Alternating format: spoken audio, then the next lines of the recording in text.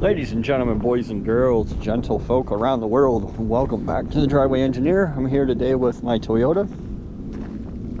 This is a 1988 4runner with a Mercedes OM617 5-cylinder turbo diesel swapped in. You haven't seen much of this in a couple months because for a couple months, not only have I been focusing on my other vehicles, but I've had an overheating problem in this. And I didn't really know what it was, but I've never been the type to, you know, like behind the scenes, just take it off to a shop and never tell anybody or whatever. This engine has failed. You can see the evidence everywhere. So basically, back in like September, it's November now. Back in September, I was driving this to work. I've been driving it all summer. I was driving it to work. I got about probably 15-20 miles from home here, and it overheated. It spiked. The temperature just went crazy on the gauge, like 260 degrees. So I pulled over, and at the time I blamed this little shitty eBay fan controller. I ripped it out, I hot wired the fan, I drove it back home, I got my RAM, and I went to work. So I spent some time messing with it, and it kept overheating. So I pulled the thermostat out and I drilled some holes in it, which will allow, you know, if there's air in your system, holes in the thermostat will allow that to escape and allow it to bleed itself. If there's an air pocket, the water pump will spin and it won't flow anything, and you'll have massive overheating problems like I was having. So drilled a couple holes in the thermostat. It seemed okay-ish. I added an overflow bottle. Somebody threw that wine bottle out here on the curb. So members mark, nothing but the finest. I added an overflow bottle and a hose.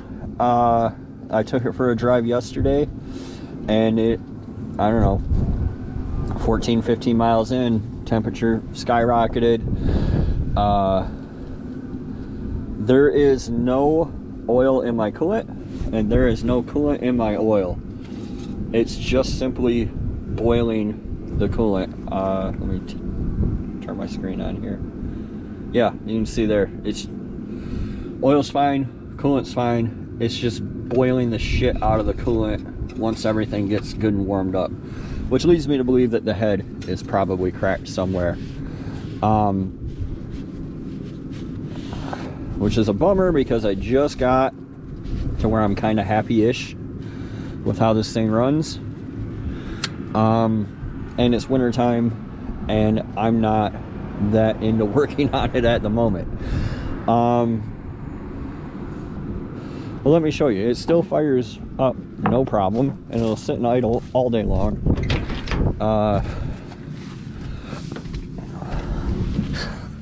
It is running on some waste oil and hydraulic fluid and regular unleaded gas from the junkyard right now.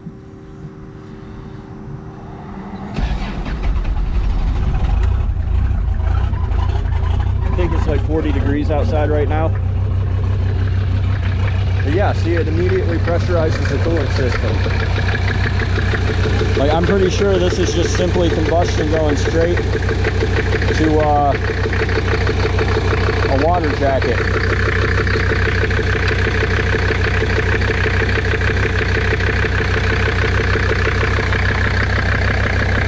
It runs fine. It still has the same power it's always had.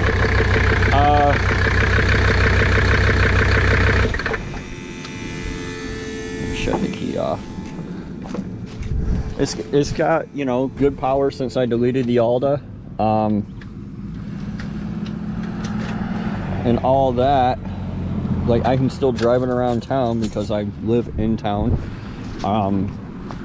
So yesterday I was really mad, and I'm like, I'm gonna rip it all out and swap it for a TDI, like I should have to begin with. A TDI would make way more power.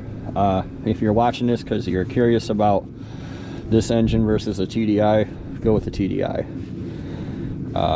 Parts are still available everywhere. I can't get parts anywhere, etc., etc. So like I literally have ordered parts from like Eastern Bloc countries, Estonia, Moldova, all kinds of craziness. So my thermostat housing's leaking too.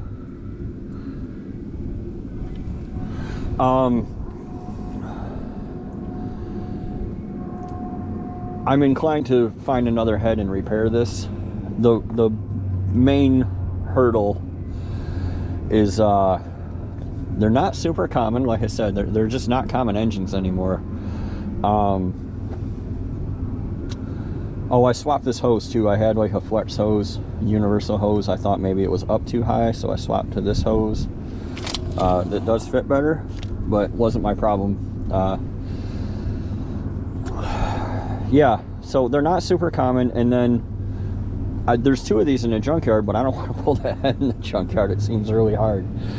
Also, the other problem is there's no timing cover on these engines, so you have to like tie the chain up somehow and keep the timing and keep all the links on, and that sounds not fun, although people can do it.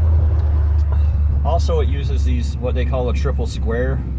They're like spline bolts, but I actually have the thing for that from when I put new sleeves in it.